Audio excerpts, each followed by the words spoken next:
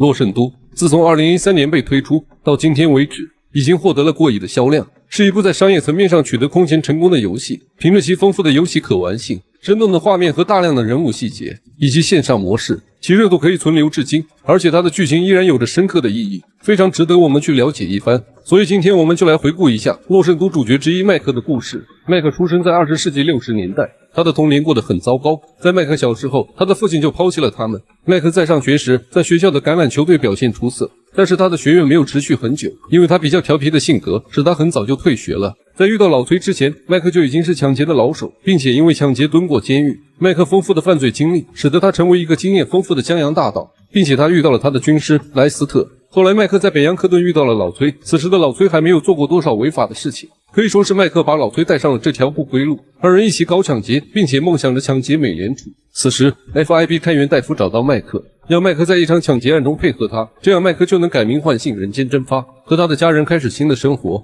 于是就发生了2004年的北洋克顿抢劫案。麦克等3人在抢了银行之后被戴夫伏击，团队中的布莱德被戴夫射中，麦克也假意被击中。老崔不愿抛下麦克，但是麦克力劝老崔逃离，之后麦克假死，而老崔也误以为真。真实情况却是麦克汤利改名麦克迪圣卡，去洛圣都过潇洒日子去了。麦克本以为搬到洛圣都就能和阿曼达好好过日子，但现实的残酷却摧毁了他对生活的希望。他的老婆绝对算不上贤妻良母，天天和麦克吵架，后来还出轨。他的儿女个个不着调，儿子吉米整天在家里就知道打游戏，还给麦克惹麻烦。女儿崔西想靠拍小电影出名，而麦克本人其实也疏忽对家庭的关心和对子女的教育，又或者说他根本不会。他也没有什么朋友可以倾诉，只能去一个心理医生那里诉说他的苦恼。后来麦克躺在他儿子车里睡觉，正赶上小夫来家里开车，估计是行车的颠簸把麦克给弄醒了。看车被小夫开着，麦克就把小手枪掏了出来，对到小夫的脸上，问小夫受谁指使，知道了是小夫的老板让偷的。麦克就让小夫把车开进了那个二手汽车店里，并把小夫的老板暴揍了一顿。完事之后，麦克就继续在家里的泳池旁晒日光浴了。这时眼前一黑，麦克摘下眼镜，定睛一看，来了个黑小子。小夫说他失业了，想向麦克找点活干。麦克看着小子还挺机灵，正好也闲得无聊，就带着小夫出去溜溜玩。刚出门，麦克的儿子就打了电话给麦克，说他把船给卖了，之后买家不给票子，还把他困在了船上。麦克很生气，但没办法，也只能先去救儿子。小夫也前去帮忙，救回了儿子。麦克刚回到家，就发现被阿曼达和网球教练给麦克戴绿帽子。麦克非常生气，一定要追到那个网球教练校训一顿。结果网球教练跑进了一个豪华别墅，但麦克可不会就这样算了，他干脆把豪华别墅给拆了。但麦克这样做爽是爽了，不过他似乎没有想过，这个豪华别墅不是那个网球教练的。事实上，这是洛圣都西边城市一个老大给他的小情妇住的，这下麦克算是摊上了大事。这个老大找到了麦克，就用旁边手下手中的棒球棍给麦克来了一下，以示警告，并且还要麦克赔钱，要250万美金。但麦克哪有这么多钱啊，这是逼他重操旧业啊。于是麦克找到了他以前的军师莱斯特，并且带上了富兰克林和莱斯特谋划了一场珠宝抢劫案。 Go get the bikes. Go!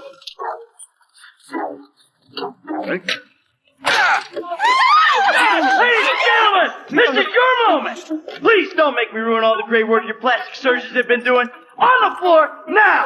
抢完之后，麦克多嘴了一句，向倒在地上的一个保安说了一句他的口头禅：你每天忘记的事情有上千件，何不也忘了这一件事情？这还上了新闻，恰巧被老崔看到了。老崔马上就意识到麦克没有死，就立刻前往洛圣都找麦克了。老崔找到麦克时，麦克正在家里吵架。当他们看到老崔时，一家人都懵了。老崔开口就问麦克为什么欺骗了他。麦克说他加入了 FIB 的证人保护计划，但很多事情都没办法和老崔说。然后老崔就对着麦克一家人在这10年里的改变吐槽了一番。后来听说崔西去参加选秀节目了，就拉着麦克一起去看看情况。到了之后，两人发现崔西参加这个选秀节目实在是不太雅观，就打算教训一下这个不正经的主持人。但老崔的出现对麦克来说是个危机，他联系到 FIB 戴夫讨论处理对策。戴夫先让麦克帮 FIB 和 IAA 斗，然后再帮麦克解决老崔。正当麦克想问干什么事情的时候 Played dead before, haven't you?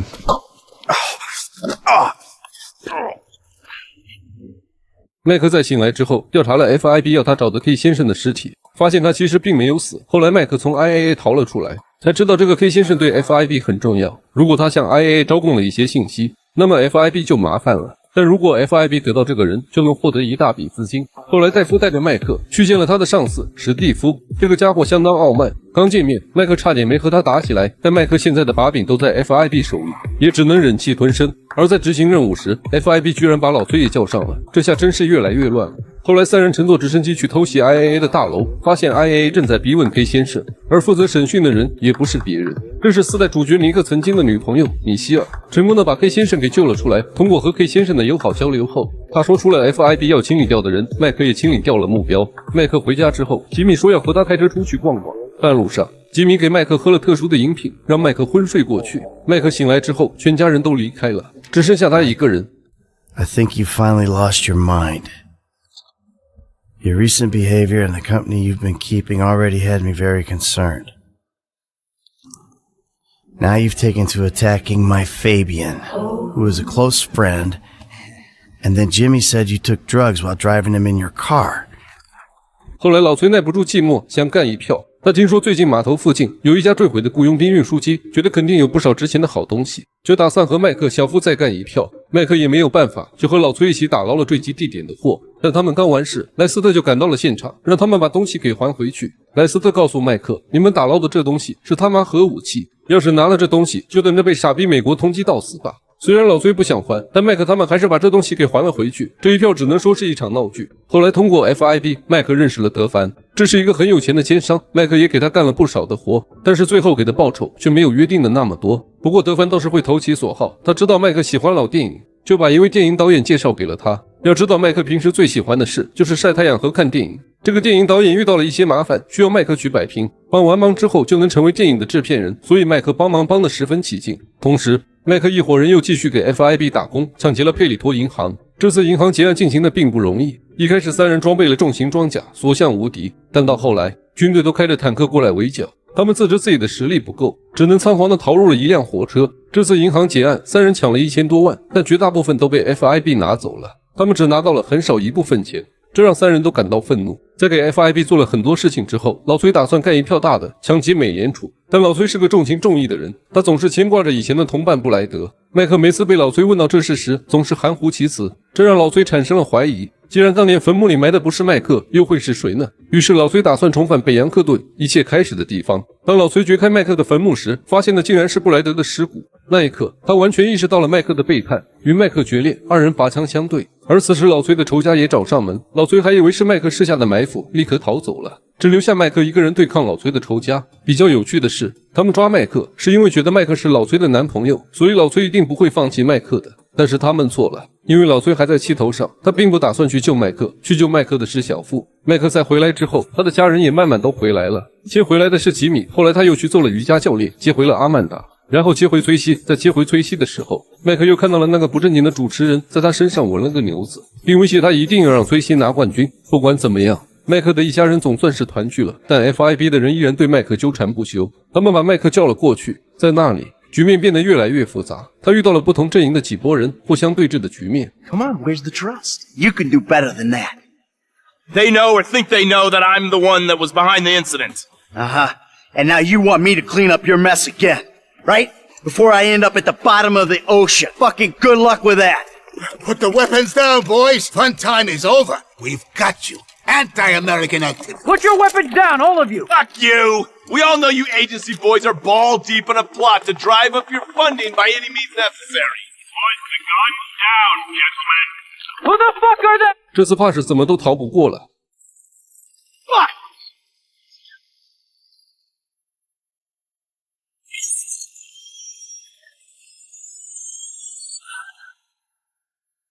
所幸老崔出现救下了麦克，嘴上说救麦克是为了最后一票，但其实他的心里还是没法放下麦克这个兄弟。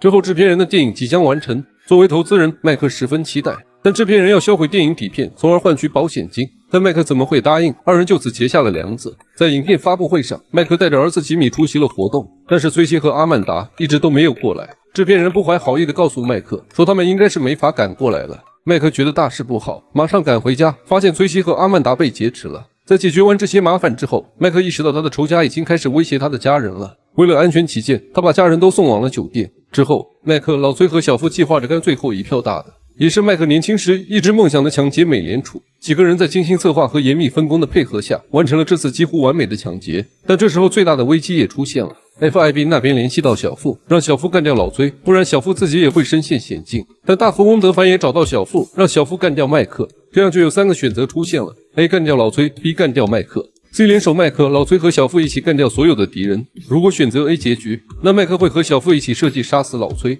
如果选择 B 结局，那么麦克会死。面对小付的背叛，麦克心里想必十分难过，因为在游戏中，小付是麦克最信任的人，如今他也尝到了被背叛的滋味。最后麦克滑倒，不管是小付选择拉麦克上来，还是扔麦克下去，都改变不了麦克的结局。但是我想，大多数人都会选择这个看上去最难实现，但是最爽快的结局吧，那就是3位主角联手消灭所有的敌人，这才是 GTA 呀。要知道，麦克虽然很看重自己的利益，但是他对小付怎么样，不用多说了。他从没做过故意对小付不利的事情，而老崔虽然有些疯狂和残暴，但对一起出生入死的伙伴绝对是重情重义。无论干掉谁，对小付都是艰难的选择。而到最后，麦克说：“我已经老得受不了这些事情了，想必他以后会真正的金盆洗手，好好的和家人过日子。”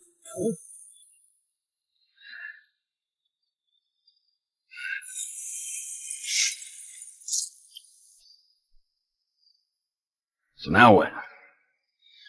Now we keep a low profile and get on with our lives. As friends? Do I have a choice? No, not really. Alright then. As, flawed, awful, totally uncomfortable, and poorly matched friends. Absolutely. Oh, that's perfect. Then we can get back to the kind of capitalism we practice. Shit, I don't know how much more better that is than Devin's con. Ooh, hypocrisy, Franklin. Civilization's greatest virtue. Jesus, your therapist has a lot to answer for. I know, I still hate myself. But hey, at least I know the words for it now. Yeah, but I hate you, and I know the words for it. So does that mean I don't have to go to therapy? Look, man, you two motherfuckers terrify me of that middle age. I'm good. You're right to be afraid, Franklin. Yeah. Be very afraid, Franklin.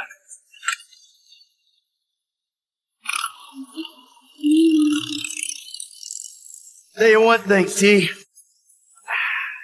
I'm getting too old for this nonsense. Oh.